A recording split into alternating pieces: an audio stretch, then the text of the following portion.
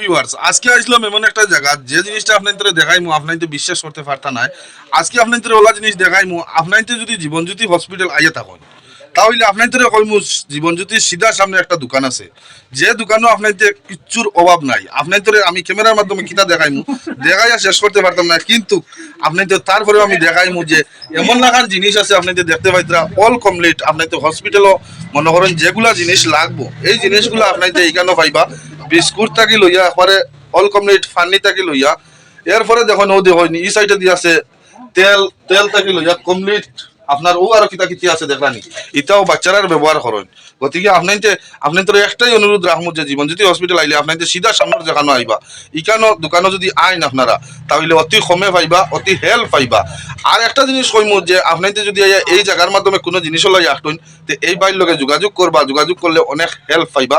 আর কোনো জিনিসও লাগলে আপনাদের এখান থেকে নিতে পারবা। খুব সুন্দর দোকানটা দেখে আমার খুব ভালো লাগছে, গতিকে গিয়া কইলাম ভিডিওটা আপনাদের লগে শেয়ার করি।